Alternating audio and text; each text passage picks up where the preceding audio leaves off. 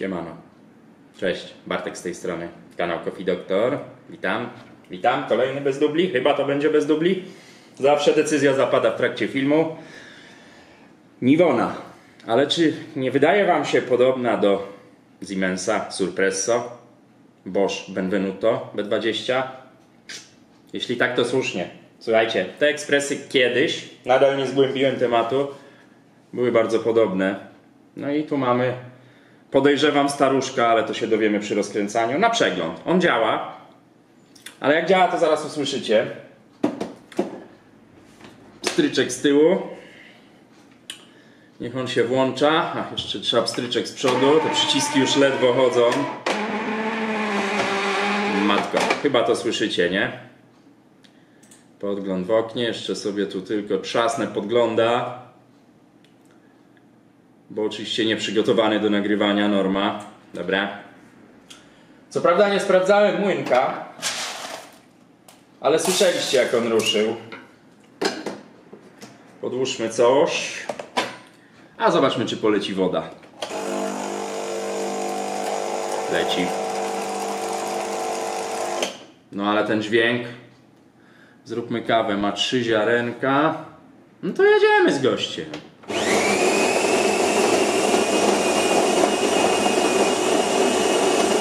Mieli. No ale przekładnia do rozebrania na bank.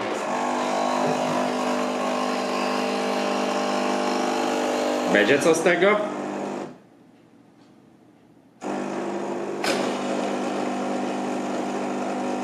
Powiem wam,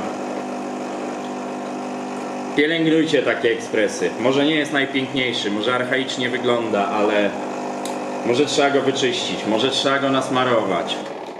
Przetrzeć mu te przyciski jakimś izopropanolem, bo one ledwo chodzą. Ale to jest kawał maszyny. Ciekaw jestem sam, ile on ma lat. No więc let's do it. Dowiedzmy się. Z prądu gościa. Woda. Nawet klapka nie połamana. Cud!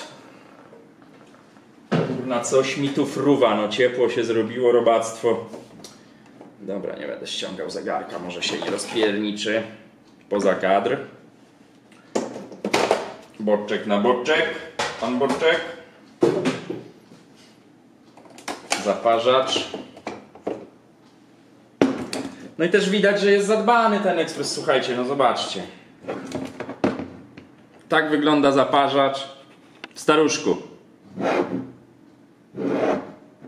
Spód. Druga strona.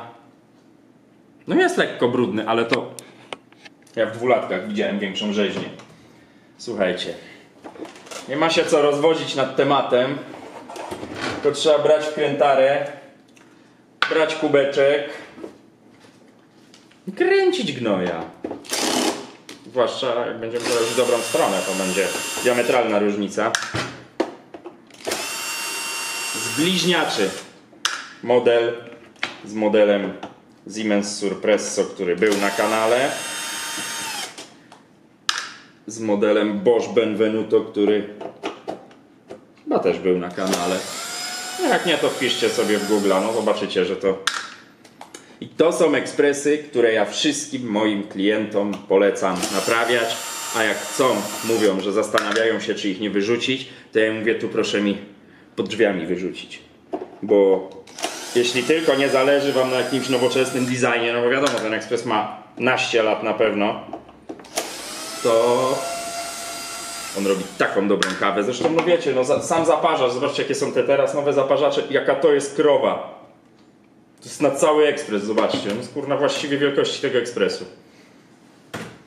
I to były dobre sprzęty. Czy wszystko? Tu wszystko. Przekręcamy. Tu jest bomba od zaworu drenażu. Ktoś o to dbał, bo tu zawsze jest total syf w tej bumbie. To jest końcówka zaworu drenażu. Tutaj wchodzi drenaż, rozbija tą wodę, żeby nie chlapała w tackę. Odepnijmy. No ale ja już powadzę tego, ona jest z reguły ciężka, bo jest pełna kawy. Słuchajcie, jest kurna po prostu czysto.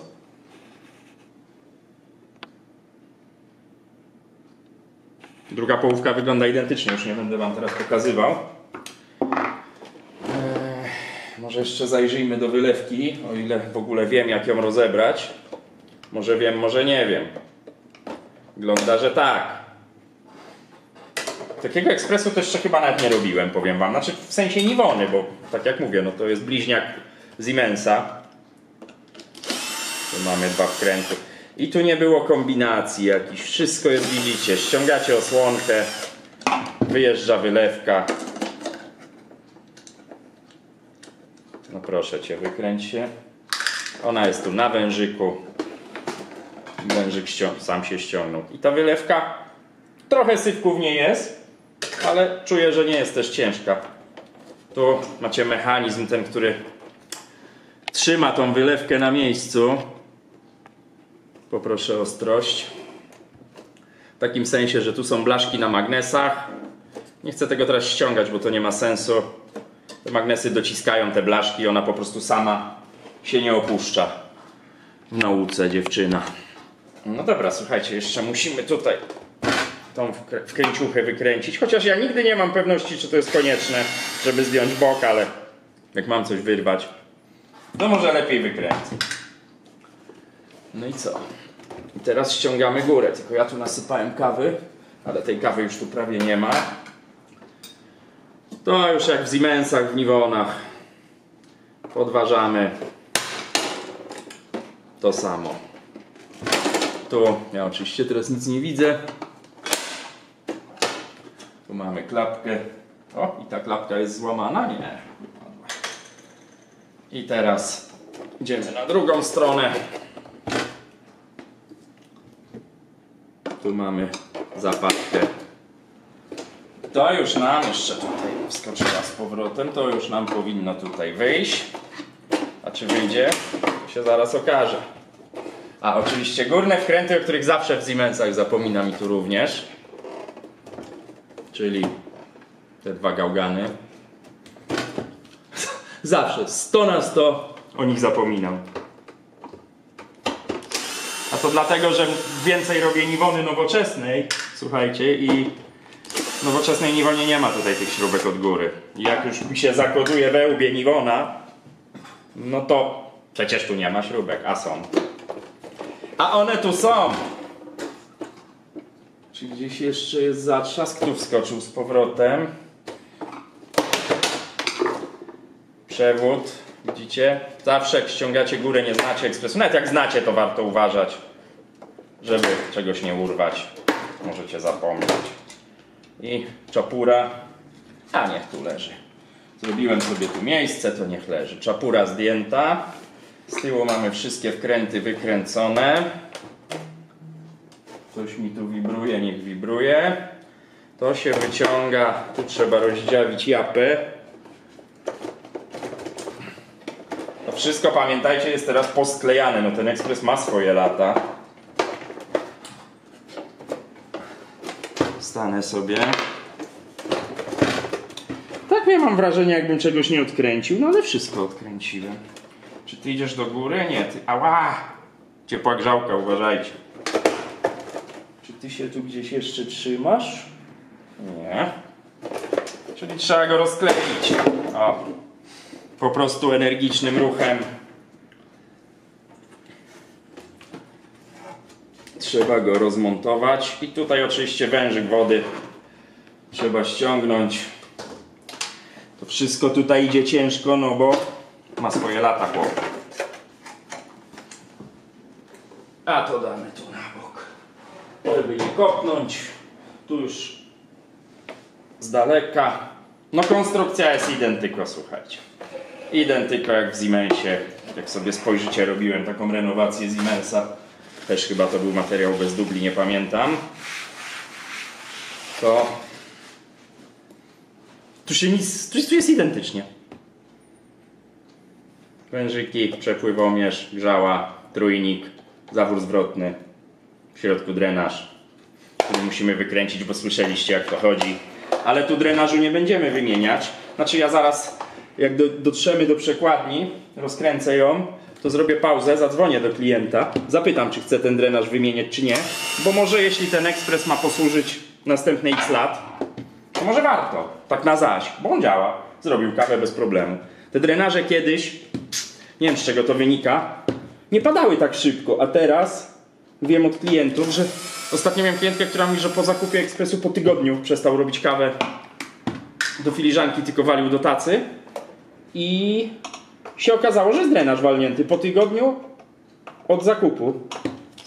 No to coś jest chyba na rzeczy, bo ja Niwonę miałem, przekazałem ją rodzicom, do tej pory działa, to już lata minęły,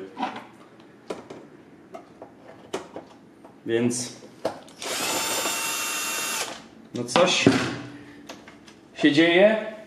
Ja taką teorię słyszałem i parę osób już mi o niej mówiło, że ekspresy, sprzęty generalnie, to nie zawężajmy tego do ekspresów, wyprodukowane w trakcie pandemii z tą jakością jest różnie, żeby nie powiedzieć słabo. W ogóle słuchajcie, byłem ciekawy, jaka jest data tego ekspresu i zapomniałem już o tym. 2009 rok albo 2007 rok, tak według zeznań na pompie. Już wam to pokazuję naocznie. No tu macie 0,7/9, prawdopodobnie to jest 7 tydzień 2009, ale możemy to sobie potwierdzić na przepływomierzu, o czym też już pewnie wiecie, pamiętacie z moich filmów. Wypinamy gnojka. Gdzie ty masz tą datę? O, 2006, czyli to prawdopodobnie jest 2007, 9 tydzień, to 0,7/9. I to by się zgadzało, a tu jest grudzień 2006, data produkcji przepływomierza. To ile ma lat? Szybko licząc? 2007? 16. I zobaczcie, jak on wygląda. Dlatego ja mówię, jeśli tu się nic poważnego nie dzieje, a tu na pierwszy rzut oka nic poważnego się nie dzieje, te końcówki nie przeciekają, nic a nic, słuchajcie. Więc tak, wyciągnijmy tą przekładnię, jeszcze tu gdzieś trzyma. Zajrzyjmy tam, czy tam nie ma rzeźni, bo ona świszczy jak stara kobyła. Tu jeszcze wkrętami wykręciłem.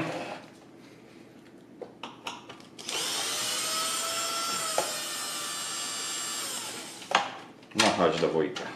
No chodź. Mamy to. Do koszyczka. I co już teraz wyjdzie? Ta przekładnia wyjdzie. Wracamy na lewy bok.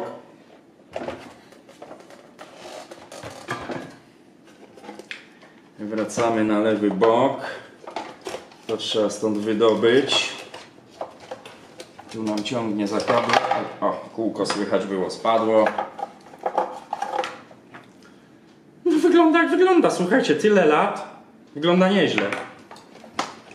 Trzeba sobie jeszcze, tu muszę wypiąć ten wężyk, który jest czarny w środku.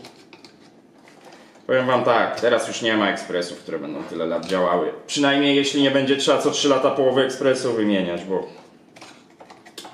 wiecie, można ekspres reanimować do wiecie jakiej śmierci.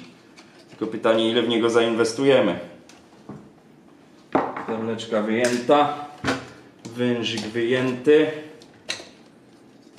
Chodź tu do wujka. No jest tutaj pierdzielniczek.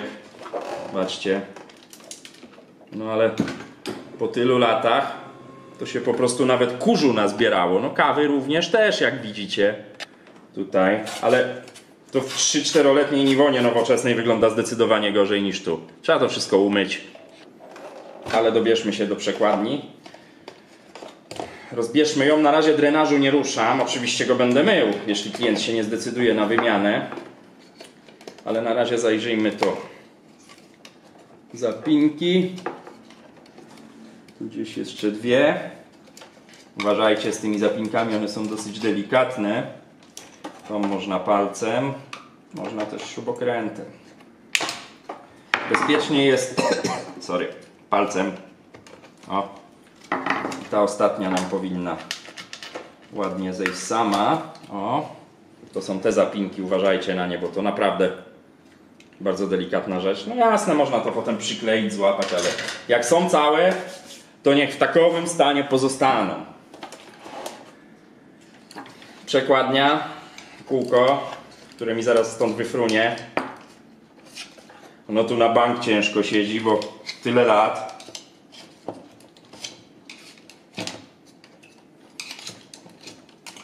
I tradycyjne gibando. Strasznie ciężko siedzi, no ale zaraz je rozruszamy.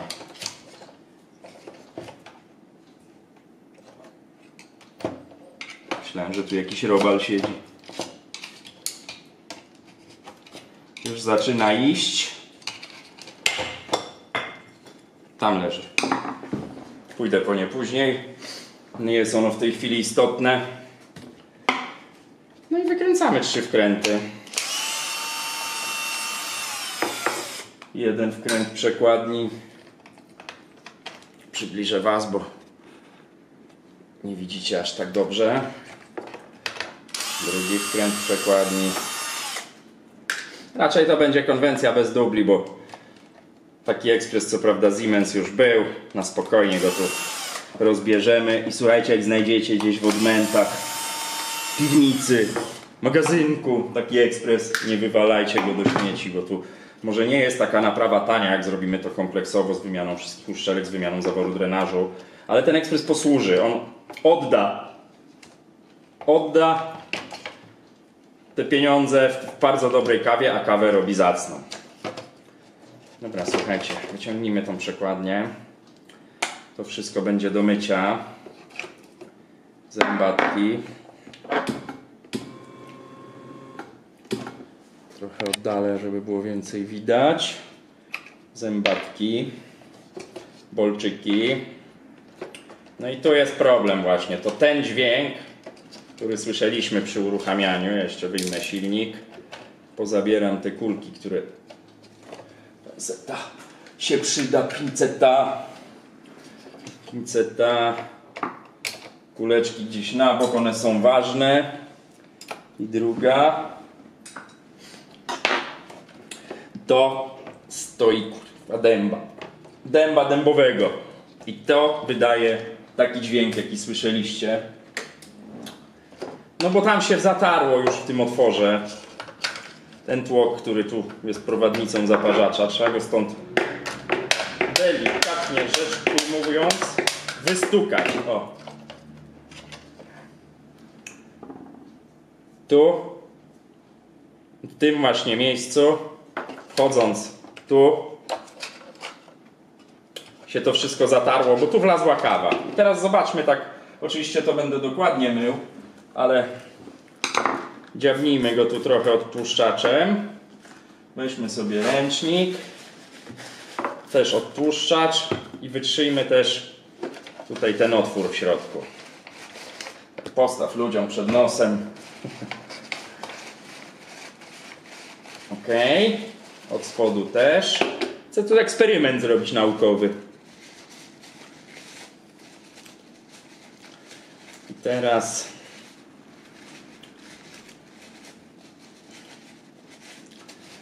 teraz tutaj wycieramy dokładnie. No i co? Wjeżdżamy w smar. Bo mogło być tak, że to spuchło, chociaż nie sądzę, bo co tu ma plastik spuchnąć? No bez przesady. Ładnie tu smarujemy. I to samo robimy z wnętrzem tego otworu. Oczywiście to jest w ramach eksperymentu, bo ja to wszystko będę mył dokładnie.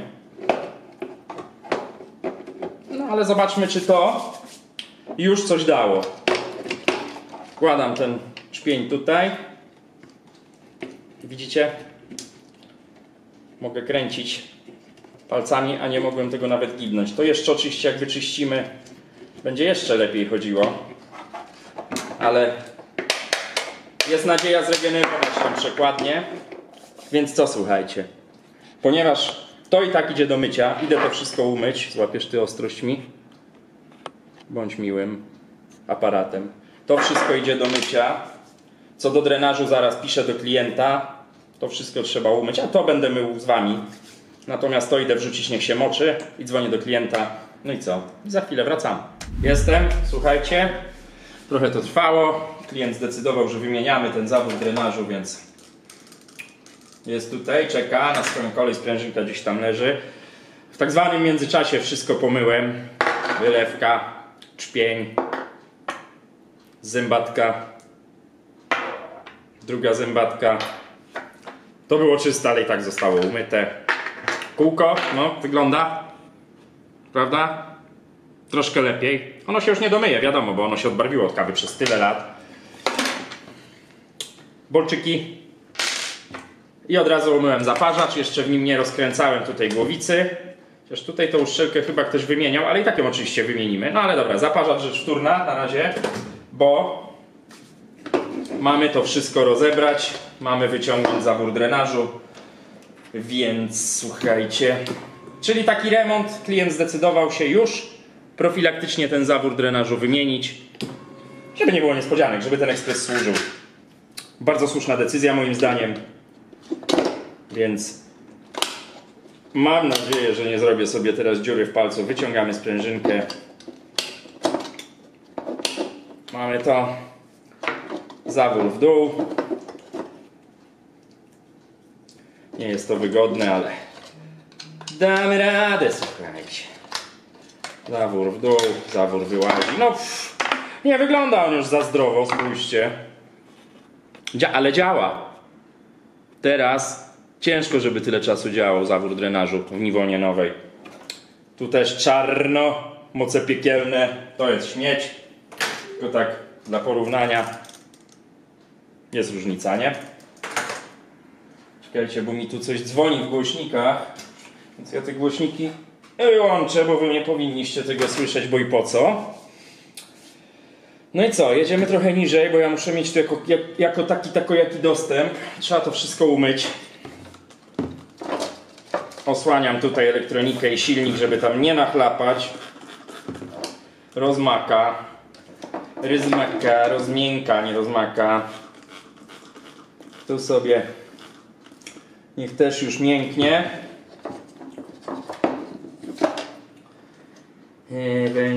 Wężyki, fiki, wężyki. Nie widzicie co robię, wypinam po prostu przepływomierz z pompy. To nie będzie prosta sprawa. Weź to człowieku z ekranu. Trzeba tu trochę to obruszyć.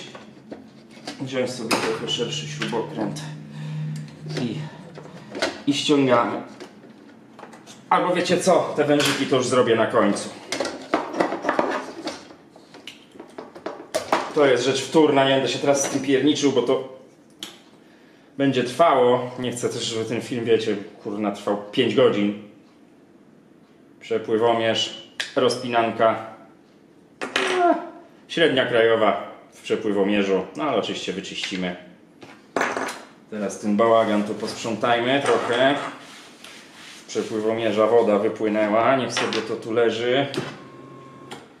A my czyścimy przepływkę. Ręcznik świeży. Czyścimy. Cały już jestem brudny, już mi wszystko jedno, że to chlapie. Mam to gdzieś. Miałem live'a robić z tego ekspresu i żałuję, no ale już teraz jestem za głęboko w tej robocie, żeby z niego robić live'a.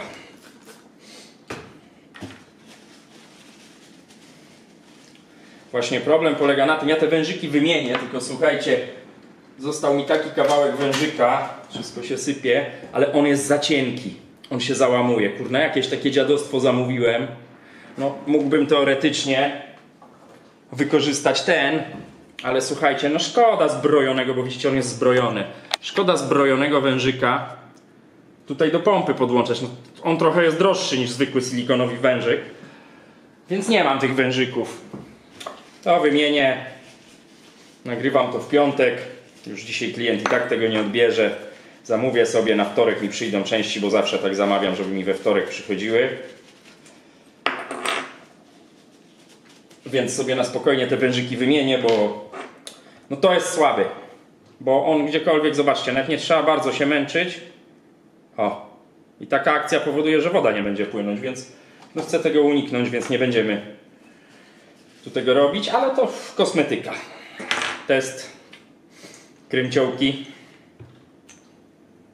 Sami widzicie, broni się bez uszczelki. Jak założę, możemy mieć problem z wyciekiem.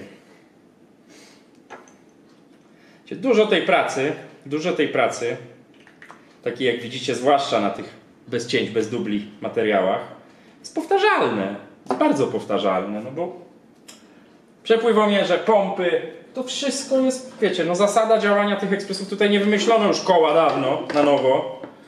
Zasada działania tych ekspresów jest bardzo podobna, no różnią się bardziej lub mniej zaparzaczami, grzałkami, no ale wszystko to opiera się na zbiornik wody, przepływomierz i dalej, w zależności od stopnia skomplikowania, no pompa oczywiście, za przepływomierzem i dalej w zależności od skomplikowania, albo prosto, tak jak tu, czyli wężyk z pompy prosto do zgrzały na trójniku, jak odkręcicie wodę, zawór wody, no to łatwiejszą drogę znajdzie przez zawór, jak jest zakręcony, ciśnie do kawy.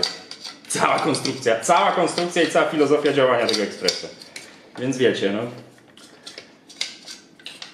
To też wynika z tego właśnie, że nowoczesne ekspresy się częściej psują, bo są bardziej skomplikowane. No tutaj to słuchajcie, no. Czujnik temperatury, zabezpieczenie jedno, drugie, bo muszą być podwojone zabezpieczenia termiczne. Termiki takie jak w biurze, no ale to już rozmawialiśmy o tym, że to są w jakiś sposób kiedyś powiązane ekspresy, jak widać jeszcze z Siemensem i z Boschem. Nie wiem, nie wnikałem, jakoś nie mam czasu, ale kiedyś muszę tą historię poznać, bo za każdym razem to mówię na filmach, że nie wiem, z czego to wynika, to może pora się dowiedzieć. Od razu sobie wytrę tu w środku, na tyle na ile się da. Słuchajcie, to też nie robimy renowacji wizualnej. Wiadomo, ten syf cały trzeba stąd zebrać, no bo już tu jesteśmy i tak. Ale wiecie, no tutaj mamy zebrać brud. To nie chodzi o to, żeby to się świeciło jak psu wiecie co. Tylko ma być czysto. Nie musimy tutaj lakierować na wysoki połysk plastików, bo tu nie o to chodzi, no. Pozbyć się kawy, pozbyć się okruchów tej kawy, żeby tutaj nie pleśniało, żeby się nic nie działo. No ale to tyle wystarczy. Wycieramy porządnie w środku ten otwór, w który wchodzi trzpień. I tu to samo, pozbyć się okruchów, wyczyścić co się da, jak się da najlepiej. Tu się przyda śrubokręt. No to widzicie, najwięcej schodzi właśnie z takim czyszczeniem. Przydałby się ktoś do pracy na zmywaku. Potem jeszcze trzeba te obudowy wyczyścić. No, wszystko trwa. Wszystko trwa, a czas to pieniądz. Jak mawiają. Teraz trzeba wytrzeć tutaj stary smar. Może wy trochę za daleko jesteście. Stary smar ze ślimaka silnika. Też nadmiar. Nadmiar smaru. I teraz co? Jeszcze tutaj przytrzyjmy ten otwór z drugiej strony. Jestem ciekaw, chciałbym go odpalić. Teraz w ogóle godzina. Pół do drugiej. Jeszcze czas. Mikroswitche. Widzicie, nawet mikroswitche się nie psują przez tyle lata. Kiedyś się psuły. Dobra, słuchajcie. Pitu pitu. Pęczek dynamitu. A ja sobie tu trzymam na wierzchu śrubki. Cud, że jeszcze nie spadły. Kartka klienta. To mamy. Kuleczki, żeby nie zginęły. No. I najpierw złożymy silnik. Tu jeszcze trochę trzeba przetrzeć. Tu jest jeszcze trochę sypku. Teraz tak, żeby tu nic nie poplątać i żeby tu nic nie poplątać. Składamy to. Tu też przetrzyjmy. Więc tak, idziemy z silnikiem. Silnik nam idzie tak. Ja to wezmę trochę tu w swoją stronę. To na razie na bok. Silnik nam idzie tu. Przewody tu. Maziadowidło. No co ja powiedziałem? Maziadowidło. Piątek Męczenie się kłania. Kulki jeszcze mi nie zginęły, o dziwo. Jedna idzie tu. Widać. Ja tu zawsze maziam to ich miejsce, bo smar działa też trochę jak taki led, żeby one tutaj mi nie wypadały. Druga idzie z drugiej strony. To jest takie kulki w osi silnika. One niwelują jego wibracje, powodują, że się lepiej, łatwiej kręci. To jest oczywiście moja teoria. Silnik mamy. Bolczyki, prowadnice, zębatek. I teraz tak, ponieważ to wszystko było myte, znowu muszę nasmarować te otwory tutaj technologiczne na czpień. Podobnie ten tutaj, ale to sobie nasmarujemy czpień. Czpień trzeba wytrzeć. I co? Nie bójcie się, tutaj można tego smaru dać więcej. On się i tak wyciśnie podczas wkładania nadmiar. I z drugiej strony to samo. Paluch do wytarcia. To za chwilę. Zębatki też trzeba lekko przesmarować, bez perwersów, ale trochę tego smaru tu trzeba dać. Ta idzie później, ta idzie teraz. Też tu ją trochę maziowidłujemy. No i co? I składamy układankę. To idzie tu. Widzicie? Teraz sobie wkładam czpień, pozycjonuję go sobie, nigdy nie pamiętam jak, ale ponieważ to idzie tak, z tego co pamiętam, to musi iść tak. Dobrze mówię? Tak. Wkładamy. Patrzymy, czy się kręci. Kręci się. Się może okazać, że będzie to do wymiany. No nie chodzi to jakoś lekko, specjalnie, ale to też nie mam tu chwytu, mam tłuste palce. Nie no, chodzi. Jak nie będzie skrzypieć, będzie dobrze. No nie może tak skrzypieć ekspres. No i teraz wchodzi ta ostatnia zębatka. Tu. Gibamy, gibamy. Ona nam musi tu wejść. Jak widzicie, to już mamy złożone. To jest dobrze spozycjonowane. Przewody układamy, bo teraz będziemy zakładać czapę. Więc chowamy te przewody tutaj w prowadnicę, żeby się nie przycięły. On nam tu wyłazi, ale zaraz sobie tu z nim poradzimy. Sprawdzamy, czy obie kulki są i naciągamy łeb. A tam zaraz do tych przewodów wrócę. Najpierw sobie tu wceluję. O, i teraz, żebyście tu nie przycięli żadnego z tych przewodów, bo one od wibracji prędzej czy później się przetną. Tak jak ja przyciąłem tego. O. O. O. Dla pewności, czekajcie, wytrę łapy, bo mam strasznie tłuste. Czy dobrze to złożyliśmy? Zakładamy kółko, zanim skręcimy przekładnię. I tak jak mówię, mniej więcej idealnie jest, jak między te dwa dzióbki wchodzi mikroswitch, a tak się tutaj dzieje. Widzicie? Więc możemy to, tutaj akurat nie ma żadnego wkrętu, możemy to od razu wcisnąć. I teraz gdzie są śrubki przekładni, to jest zagadka. Jedna jest tu. No i są wszystkie. Więc skręcamy. Dociągnęło. Druga sztuka. Może dam do Was. Zobaczcie, na każdych przewodach są foliowe osłonki. To jest ten z tych ekspresów, które ma jakieś zabezpieczenia, że jak coś się dzieje z prądem, on się będzie wyłączał. No, widzieliście to przy X-Smallu Saeco w czwartek. Jakie tam były osłony na elektronikę, jak to było wszystko skonstruowane ładnie. No i tu jest podobnie. To porządnie wygląda. Osłonki na wężyki. Tu osłonka na wężyk. Tu mi się wylewka wypięła, to nie jest problem w tej chwili. Dobra. Na razie zróbmy z tą przekładnią porządek, czyli teraz zawór drenażu. Zawór drenażu jest tu. Tu jeszcze jakiś brud. Tak to ma iść. Spróbuję Wam to z bliska pokazać, żeby była tu jakaś wartość, a nie tylko moje łapy. Ten otwór w tą stronę. Ja Wam pokażę etap układania. Czyli mamy tak, no on nam teraz nie wejdzie. Musimy zjechać trochę nim w dół. To do dołu. I Pomału, żeby go nie pokrzywić. Wkładamy. Wkładamy, tu już weszło. I teraz do góry. Tu coś mi jeszcze się nie podoba. Do góry. No i tu idzie sprężynka, którą muszę teraz zlokalizować. Nie wiem, gdzie ona jest. Tu jest. To jest ona.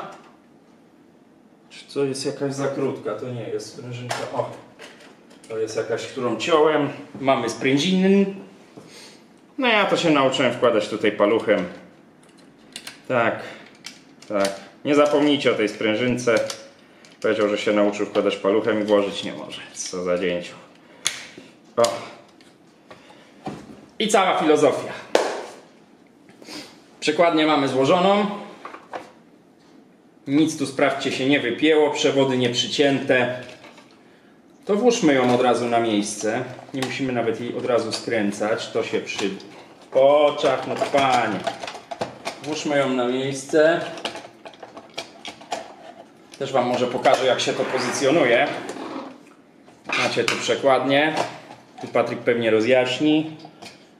Tu jest taka prowadnica. I druga jest tu. To wam musi tak wejść. Oczywiście jeszcze nie wpiąłem wężyka, bo zapomniałem. Zwracamy na tą stronę. Cuda się dzieją. Bo będzie wam prościej, zanim przykręcicie przekładnię, włożyć ten wężyk doprowadzający wodę. Palce mam tłuste, więc już nie natłuszczam. Tu jeszcze patrzę, czy to nie jest zapchane. Nie, to już tak szczerniało ze starości. Wyciągnijmy ją jeszcze tutaj trochę. Wyjeżdżamy. Wkładamy wężyk. No i od drugiej strony trzeba włożyć tableczkę. Co by się wężyk trzymał? Tego już wam naprawdę nie mam jak pokazać, bo tu nie odciągnę aż tak tego wężyka. Trzymam sobie palcem, nie weszła ta. Nie weszła. Nie weszła ta wężyk. A jest. To co tu mi nie pasuje? Śrubokręt potrzebuję.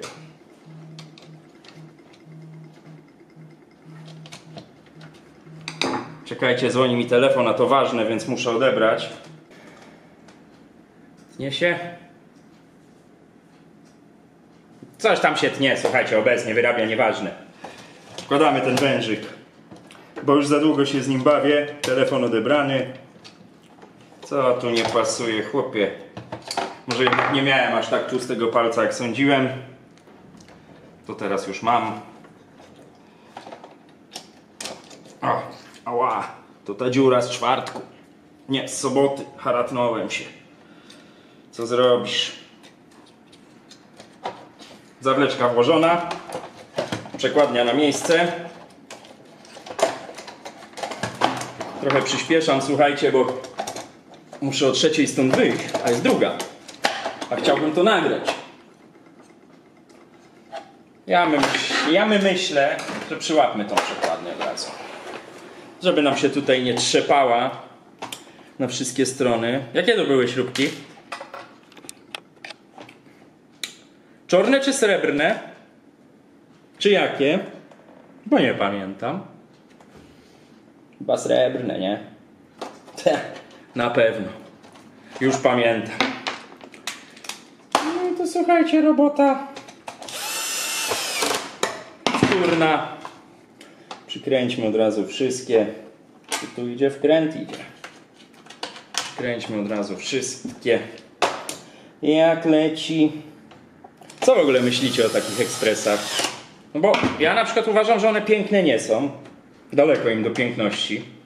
No ale okej, no wiecie, bo to też można powiedzieć, to ma robić kawę, to ma nie musi wyglądać. No ale ekspres jest bardzo często meblem w kuchni. No i wiecie, ludzie wydają grube pieniądze na wystrój w kuchni, na te szafki, na te w ogóle i co? I postawią takiego strupa? No ale kawę robi naprawdę dobrą. Ten ekspres jest odporny na niedbanie, tak zwane. Odporny na niedbanie, czyli na zaniedbanie. On ma system czyszczenia tabletką, on ma system odkamieniania, więc coś z czego... Czy ja wkręciłem czarną śrubkę? Nie. Gdzie jeszcze nie wkręciłem? Powiedzcie, bo nie widzę. Chyba wszędzie, nie? Wszędzie. Dobra. O kurna, i wiecie czego nie zrobiłem? No, kto powie? Macie 5 sekund. O czym zapomniałem? Standard. Często mi się zdarza o tym zapomnieć. Dobrze, że w tym momencie, a nie po złożeniu całego ekspresu, chociaż ja go złożę dopiero jak wymienię te wężyki, o których mówiłem, jak go przetestuję. No ale to jest to, mówię do was, co mnie trochę rozprasza, nie da się ukryć. No i takie rzeczy się zdarzają, ale przecież nic się nie stało, słuchajcie. Nothing happens. Wyciągam, nawet tędy spróbuję to włożyć. O, widzicie, ząbkami do sprężyny, znaczy tymi, o, dzióbkami tyłem do sprężyny. No i słuchajcie, i to jest 5 sekund, 10 i błąd poprawiony, ale pilnujcie, no bo założycie bez tego, to on nie zadziała, no nie zabangla nam ten ekspres bez tego kółka. W takim momencie, jak ja to zauważyłem, to jest pikuś. Takie błędy się zdarzają, no robi się tego trochę. Jak już niejednokrotnie powtarzałem, nie myli się ten, co nic nie robi. Tutaj nawet te wkręty jest ciężko przekręcić. Teraz się zapomniałem, słyszeliście, aż mi sprzęgło zadziałało we wkrętarce. No. To jest chyba inny plastik. I nie da się ukryć, że zdecydowanie lepszy. I jeszcze tu. Ja nawet jakoś tak odruchowo, jak robię te stare Nivony, te stare Siemensy, to tak w głowie mam, że nie muszę aż tak uważać, bo tutaj wszystko jest lepszej jakości. Coś w tym jest. Słuchajcie, włóżmy ten przepływomierz wyczyszczony na te stare wężyki, których mówiłem już, że są do wymiany. Tu, żeby się nie poplątawszy. Pompę mamy. Jak to szło? No tak się śniło. Jak to było? Jakoś tak, nie? Będę teraz się z tym babrał. A może jakoś tak? Nie, no tak być nie mogło. Dobra, włóżmy to jakkolwiek. I tak będę te wężyki jeszcze wyciągał. O, nawet się ułożyło tak, jak się ułożyć powinno. Kopułkę też by wypadało zamknąć. Ułóżmy tutaj przewody. Tu idzie ten, ma prowadniczkę. Te idą tędy. To wszystko siedzi, sprawdzone. A może wam pokażę, jak przekładnia pracuje. Nie będę zakładał tej kopuły. Może mnie prąd nie zabije. Przepływomierz. Tu idzie zbiornik, ale my zrobimy o 6, ponieważ ten ekspres i tak nie ma czujnika wody. Jest tak prosty. Jeszcze o tym nie zapomnijmy, ale to za chwilę. Tu już sobie przygotuję system węży. Tu mamy czujnik i teraz tak, musimy przełożyć wylewkę, bo nam wylazła. I to idzie tędy i to idzie tędy, z tego co pamiętam. Ten wężyk też wymienię, ale to za chwilę. Chyba że mam gdzieś tu na wierzchu. Gdzieś miałem. Gdzieś tu leżał taki wężyk. Poczekajcie. Ten jest za cienki. O. Mamy to. Wymieńmy tego brudasa. Końcóweczka. To jeszcze raz. Wyjeżdżamy z nim. O, to teraz będzie nawet prościej, słuchajcie. Teraz będzie nawet prościej, bo sobie go wyciągnę tędy. Tylko czy on nie jest krótszy? To nie, on jest, słuchajcie, nawet bym powiedział za dużo go. No to równamy do małego. I wkładamy. Tędy, owędy. Mamy. Stary wężyk ściągamy. Nowy wężyk wkładamy. Tędy Go, go. Właśnie. Wymieniajmy takie brudaski, bo to jest też parę złotych. A o ile lepiej to wygląda, nie? No i co? Przełożony. Sięga. Załóżmy wylewkę. Chcielibyście pewnie coś widzieć, nie? W ogóle nieco bliżej. Ostrość poproszę. Zakładamy wylewkę. Nie wyrywając tam z drugiej strony wężyka. Siedzi. Siedzi. Tego jeszcze nie umyłem, ale już żeby ładnie wyglądało. To już to zapsikam, zaraz to doszoruję. Czystym pędzelkiem. No tak, z tym czystym pędzelkiem to się rozpędziłem, ale damy radę. No żeby tu jakaś prezencja była, nie? To tu. To tu. Spójrzmy, czy tu się nic nie ciągnie. Jest ok, jest ok. To co? Trochę porządku, tak?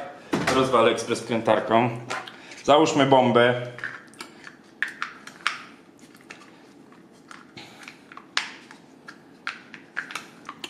Dwa dni będzie składał.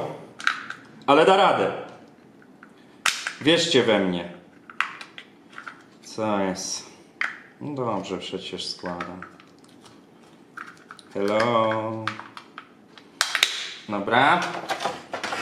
Tacka na bok. Nie mam się gdzie położyć. Tu położę. No bomba wiadomo, widzicie? Tą stroną z tym haczykiem. Dobrze mówię? No dobrze mówię. No. Nie wątp w siebie. Mamy. Skoczyła. Siedzi. Dobra. Tutaj wariata musimy podpiąć, który już gdzieś poleciał. To już wam kiedyś pokazywałem. Czyli zworkę. Żeby nie widział, nie myślał ekspres, że ma otwartą tą klapkę.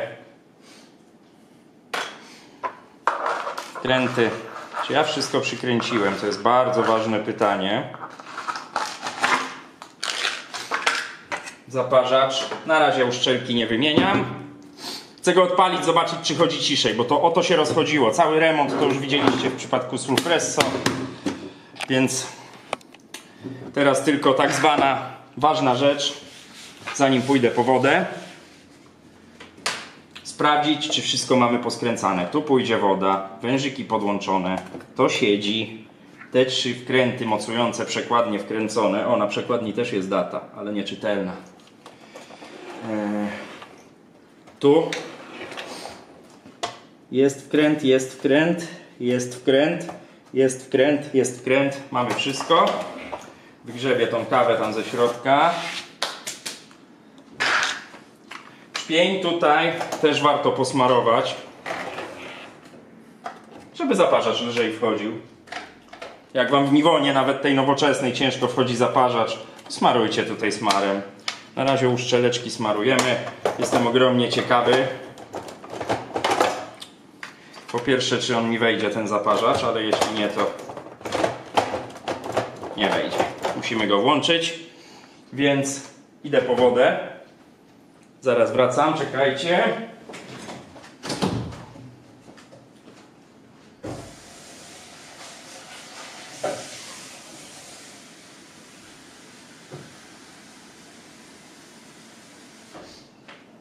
Biegnę, pędzę. Odwracamy gościa. To, żeby nam tu niczego nie zwarło, niech sobie tam wisi. Wodę mamy. Tacka. I odpalamy. Sprzęcicho. Uwaga. Wypstryknięty jest z tyłu. Świeci się. I mruga, bo nie ma zaparzacza. Teraz co trzeba zrobić? Żeby ten zaparzacz oszukać. Spróbuję wam to pokazać. Może mnie prąd w tym czasie nie ubije. Tu w głębi jest mikroswitch, czujnik zaparzacza. Halo. Musicie go wcisnąć. Dosuniętą tacką, wszystko włączone. Ja go wcisnę z drugiej strony, żebyście widzieli, co się dzieje z przekładnią. Bo to wy i tak nie zobaczycie, kurna, no znowu mi tu jakieś ekspresuchy latają. Spadaj! Patrzcie się na przekładnię. Uwaga.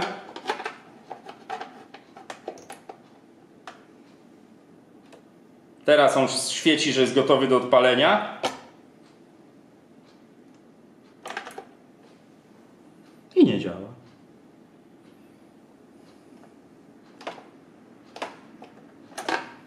A dlaczego? Czy wszystko tu jest ok? Nie wypięła się przekładnia. Ale w ogóle też dziwne, że pokazuje klapkę. Czyli nie styka ten styk. To może być problem. Że on mi pokazuje, że jest klapka podniesiona.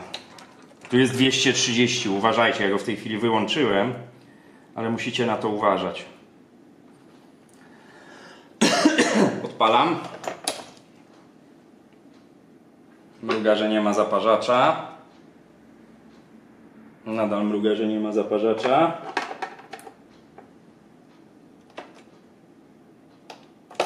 O! On się teraz ustawi. Widzicie? I teraz powinien wejść zaparzacz. Ja trzymałem ten switch cały czas, aż on sobie tutaj ten obrót taki testowy zrobił. I teraz próbujemy włożyć zaparzacz. Przed. Wajcha w dół. I włączamy. Może teraz, tak żebyście też tu cośkolwiek widzieli. Oddalmy. Chociaż ekran nie jest w tej chwili istotny. Patrzymy na pracę przekładni. Odpalamy. Prawda, że inaczej chodzi? Wydaje mi się, że tak. Chodzi tak, jak chodzić powinien, słuchajcie. No jestem zadowolony, bo przekładnie udało się zregenerować. I ten sam problem powoduje błąd 8 w nowszych Nivonach, że ta przekładnia się zaciera. Tylko to się niestety teraz dzieje zdecydowanie szybciej. To co? Kawusia? Kto zamawia kawusię? Przekładnia pracuje ok. Więc obserwo na kawusie. Jest na maksa.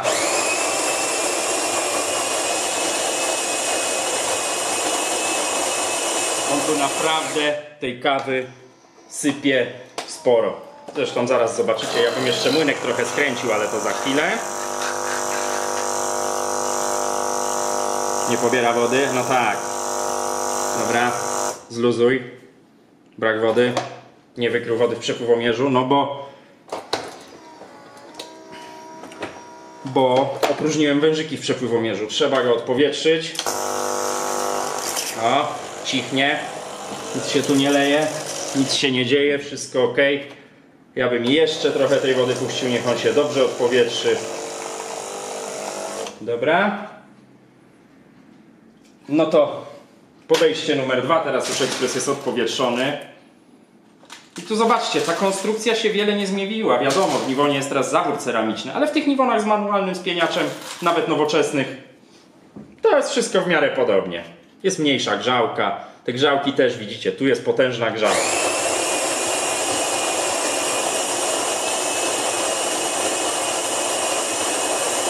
Nadeszła wiekopomna chwila.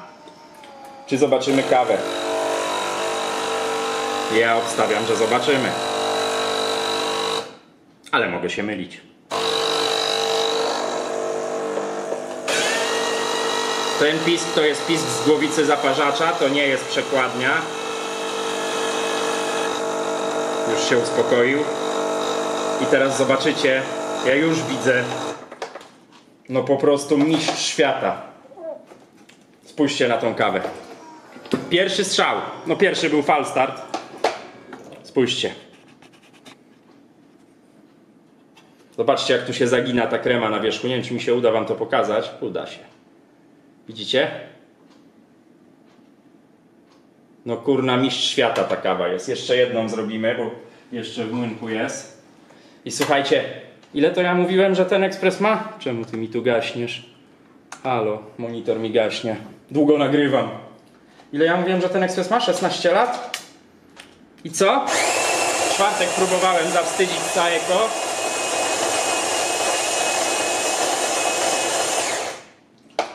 Starym Saeco zawstydzić ekspresy, to teraz zawstydźmy ekspresy nowoczesne 16-letnią Nivoną. Słuchajcie, jaki będzie, nie wiem czy będzie słychać ten strzał pierwszy. Teraz. O. Rewelacja. Ja to uwielbiam w ogóle na to patrzeć, słuchajcie. Ten proces parzenia, potem ten dół jak się rozwarstwia, krema z kawą. Widzicie te fale w środku? Takie spadające fale. Mógłbym na to patrzeć, ja to widzę na monitorze teraz. Powiększone, tak jak wy, na całym ekranie. Patrzcie jak to się rozdziela. No i co? Można? 16-latek? Ja uwielbiam te ekspresy naprawiać. Naprawdę, jak macie gdzieś w piwnicy, w szafie, w garażu taki ekspres, zróbcie go, naprawcie go. Zobaczycie ile jeszcze. Ja będę teraz swoje regułki gadał, pożegnalne. Wyłączę go z prądu, żeby tu się nic nie wydarzyło. No. Tu jest efekt. Słuchajcie, tak jak mówiłem, muszą mi przyjść wężyki, bo przyszły mi złe, czy zostały mi złe. Cały ekspres do wymycia, wymieniony zawór drenażu, w zaparzaczu do wymiany uszczelka, to sitko się jeszcze wyczyści. Oba programy przejdzie, odkamienianie, program czyszczenia zaparzacza, nasmarowanie tego zaparzacza i mamy gotowy ekspres. Po remoncie. Po remoncie. Patrzcie, ta krema się nadal trzyma. Ile już gadam? 2 minuty? Słuchajcie, kolejny odcinek był z dubli. Dzięki za uwagę. Mówił do was Bartek, kanał Coffee Doctor. Powiedzcie co sądzicie. 16 lat. Co sądzicie o ratowaniu takich ekspresów? Bo no, moim zdaniem warto. Jeśli tylko nie przeszkadza wam jego wygląd, chociaż to wiecie, no wygląd to jest 4 przyciski, 2 pokrętła, ekranik kolorowy, widzieliście. Swiss Quality, ciekawe czy on jest produkowany w Szwajcarii. Jeszcze tak dla formalności to jest Nivona NICR 610.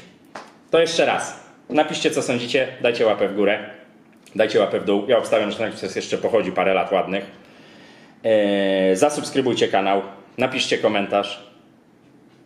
Udostępnijcie dalej, jeśli wam się podobało.